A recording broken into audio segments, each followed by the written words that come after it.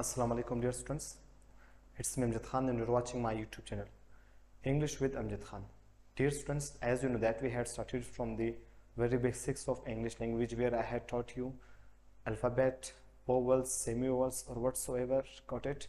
After that we started tenses.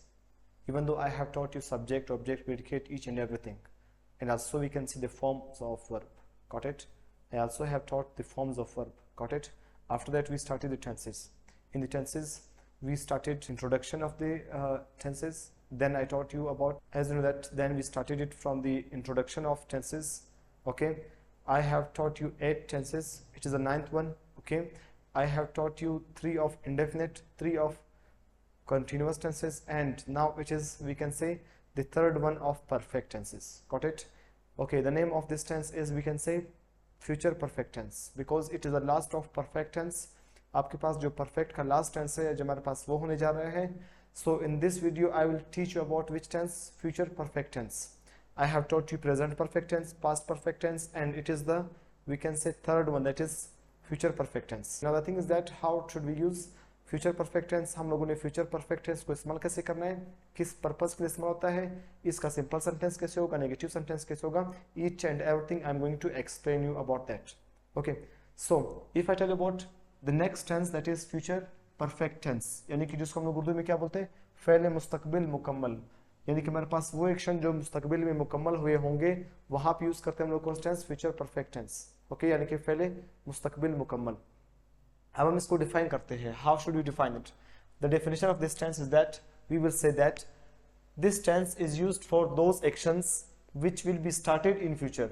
इस tense को हम उन अमाल के लिए इस्तेमाल करते हैं जो फ्यूचर में स्टार्ट होंगे. Okay, this tense is used for those actions which will be started in future, जिसको फ्यूचर में स्टार्ट किया जाएगा, and will have been finished in future. Okay, before another action, और इसको फ्यूचर में जो है वो मुकम्मल भी किया जाएगा, किसी और काम करने से पहले इसको मुकम्मल भी किया जाएगा. Got it? कैसे? मीन्स मैं कल एक काम स्टार्ट करूंगा और किसी और काम करने से पहले मैं उस काम को खत्म कर चुका हूंगा. सपोज से पूछेंगे कि आप वीडियो कब अपलोड करेंगे, तो मैं बोलूंगा कल इस टाइम तक मैं वीडियो अपलोड कर चुका हूंगा. आपको पढ़ाने से पहले मैं वीडियो अपलोड कर चुका हूंगा. For that purpose we use which tense? Future perfect tense. Suppose आप मुझसे पूछते हो 10 बजे का, सुबह के 10 बजे का. ओके, तो आप बोलेंगे कि सुबह 10 बजे आप क्या कर रहे होंगे, मैं उस टाइम आऊंगा. मैं क्या बोलूंगा कि 10 बजे तक मैं जाग चुका हूंगा, मैं नाश्ता कर चुका हूंगा. अब नाश्ता कब स्टार्ट करूंगा? मैं सुबह 9:30 बजे, और 10 बजे तक मैं नाश्ता मुकम्मल कर चुका हूंगा. आप कहने से पहले मैं काम मुकम्मल कर चुका हूंगा, आपसे मिलने से पहले मैं काम खत्म कर चुका हूंगा. For that purpose we use which tense? Future perfect tense. Now the thing is that कि आपके पास इसका उर्दू आइडेंटिफिकेशन होगा. It plays a vital role in the identification of tenses. जो आपका फ्यूचर का परफेक्ट टेंस है उसको हम लोग कैसे पहचानेंगे? अगर आपके पास एक जुमला जो है उर्दू में वो खत्म होता है किस चीज पे? चुका होगा, वो खाना खा चुका होगा, वो कपड़े धो चुकी होगी, हम स्कूल जा चुके होंगे, हम स्कूल जा चुके होंगे. सो मीन्स चुका होगा, चुकी होगी, चुके होंगे.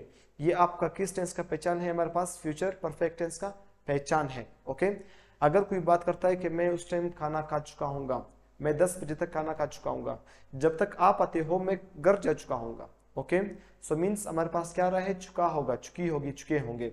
Okay, and as well as we can say, अगर हम लोग बोलते हैं कि उस टाइम तक पाकिस्तान मैच जीत चुका होगा.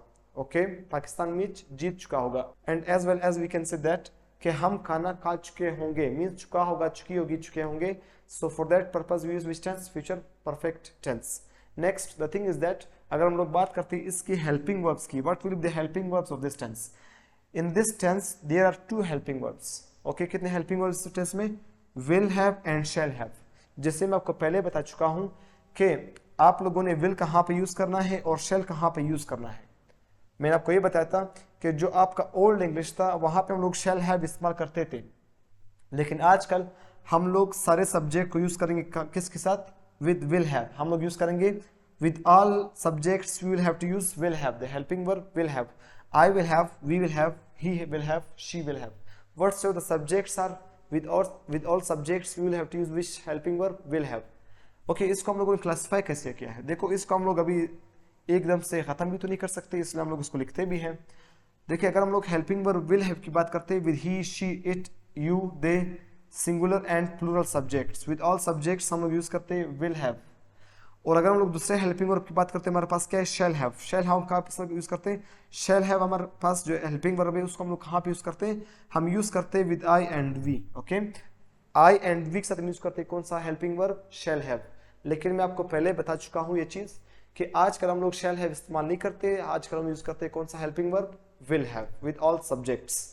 अगर आपके पास एक पुराना जो हमारे पास डॉक्यूमेंट होगा या जो आपके पास फॉर्मल डॉक्यूमेंट्स होंगे वहां पे हम लोगों ने इसको इस्तेमाल करने हैं, या आपके पास जो एप्लीकेशन होगा उसमें हम लोगों ने इस्तेमाल करने हैं, या कोई भी हमारे पास ऑफिशियल लेटर होगा उसमें भी हम लोगों ने आई एंड वी के साथ क्या इस्तेमाल करना होगा, shall have. Got it? Otherwise with all subjects we'll have to use which thing, will have. Got it? ये आपको समझ आ गया।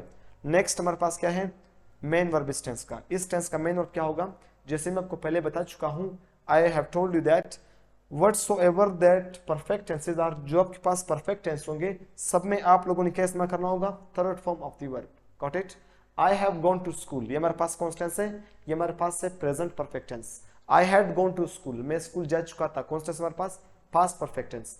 आई will have gone to school, मैं स्कूल जा चुका हूंगा, कौन सा टेंस हमारे पास होगा, फ्यूचर परफेक्ट टेंस। मीन्स अगर हम लोग कलेक्टिवली सब की बात करते हैं तो इसमें आपके पास सिर्फ हेल्पिंग वर्ब का ही डिफरेंस आ रहा है, और इस हेल्पिंग वर्ब के डिफरेंस की वजह से आपका पूरा टेंस जो है वो चेंज हो रहा है। Okay, so you will have to take care of the main verb as well as you have to take care of the helping verb and main verb both. Got it? So आप लोग को ये समझ आ गया होगा। मैं ऐसे करता हूँ, एक बार सेट पे होता हूँ, आप लोगों ने इसका स्क्रीनशॉट लेना है। ओके, और you have to just write it. After that I will go to another slide and then we will understand it with examples.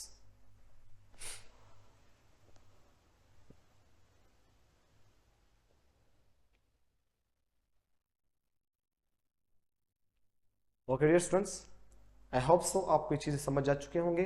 तो मैं ऐसा करता हूँ, दूसरी स्लाइड पे चलता हूँ जहाँ पे मैं आपको समझाऊंगा इसको हम लोगों ने अपने सेंटेंसेस में कैसे इस्तेमाल करना है। Okay okay dear students, so now it's time to practise this tense. अब हमारे पास टाइम है कि इस टेंस को हम लोग प्रैक्टिस करें, इसको अपने सेंटेंसेस में इस्तेमाल करें, इसको अपने यूजेज में लेकर आ जाए। ओके, अब इस टेंस को हम लोग अपने इस्तेमाल में कैसे लेकर आएंगे, इसको हम लोग इस्तेमाल कैसे करेंगे, इसको हम लोग अपने स्पोकन इंग्लिश में कैसे बोलेंगे। First of all I will talk about that. Now see, as in that the helping verb will be, we can say will have और shall have, but we don't use shall have, therefore will have is used with all subjects. Next thing is we have to use third form of the verb, or also we can say past participle. Got it? अब इसको हम लोग कैसे इस्तेमाल करना है, हमारे पास इस टेंस में कैसे इस्तेमाल होगा, I will talk about that. Future perfect tense हमारे पास है, इसका सिंपल सेंटेंस कैसे बनेगा, मीन्स आपके पास एक सादा जुमला कैसे बनेगा कि आप लोग इसका सेंटेंस बनाओ। Okay, it's quite easy. How should make it? First of all in formula you have to put subject, after subject you will have to put helping verb, will have और शैल हैव हमारे पास इस साथ में आएगा, आप लोग उसको separate नहीं करना है। Got it? Will have shall have आपके पास साथ में आएगा, आई will have, she will have, you will have, whatsoever. Got it? ये आपके पास ऐसे आएगा। उसके बाद आप लोगों ने पुट करना होगा थर्ड फॉर्म, ओके, और we can say that past participle. After that you have to put object plus you have to put full stop. Okay, तो सेंटेंस कैसे बनेगा, जैसे मैंने लिखा है she will have gone to school, he will have eaten food, he will have broken the chair, I will have taught you, you will have liked this video, okay, he will have made a cake. Got it? He will have, we can say spoken English, means we can make different kinds of sentences according to this formula. Okay, आप लोग के पास simple sentence का formula हो गया। अभी आप लोगों ने इस सेंटेंस को नेगेटिव बनाना है, तो आपका सेंटेंस नेगेटिव कैसे बनेगा, I will tell about that. Negative sentence कैसे बनेगा? नेगेटिव सेंटेंस वो सेंटेंस जिसमें आप लोग इनकार करते हो कि वो ये काम नहीं कर चुका होगा, कल रात तक वो ये काम नहीं कर चुका होगा, जब आप पहुंचोगे उस टाइम तक वो कहना नहीं कर चुका होगा।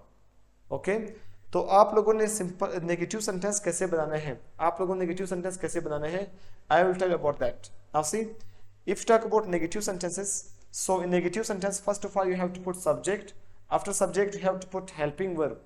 याद रखना हमारे पास यहाँ पे जो आपका हेल्पिंग वर्ब होगा उसका विल शैल हमारे पास पहले आएंगे। देखो मैंने लिखा है विल या शैल पहले आएगा, उसके बाद नॉट आएगा, उसके बाद हैव आएगा।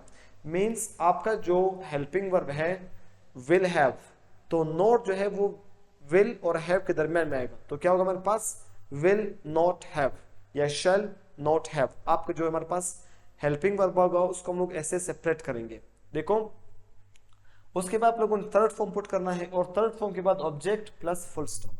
सेंटेंस कैसे बनेगा, सेंटेंस आपके पास कैसे होगा, he will not have cooked food, he will not have cooked food, वो खाना नहीं पका चुका होगा।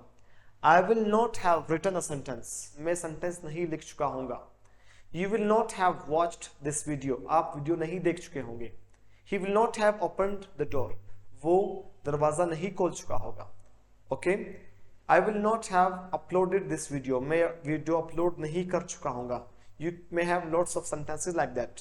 आप इस फॉर्मूले से डिफरेंट सेंटेंस बना सकते हैं और इसको अपने स्पोकन इंग्लिश में यूज कर सकते हैं।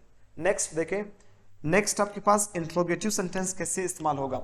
मीन्स आपके पास जो सवालिया जुमला होता है जिसमें आप लोगों ने सवाल पूछना है, वो आप कैसे बनाएंगे। सवालिया जुमला आप लोग ऐसे बनाएंगे, first of all you have to put helping verb. Helping verb का विल या शैल हमारे पास पहले आएगा, उसके बाद सब्जेक्ट आएगा, सब्जेक्ट उसके बाद आएगा, विल के बाद या शैल के बाद सब्जेक्ट आएगा, उसके बाद हमारे पास हैव आएगा। ओके, यानी विल या शैल हमारे पास पहले आएगा, उसके बाद सब्जेक्ट, उसके बाद उसका अदर पार्ट जो हमारे पास हैव है वो आएगा।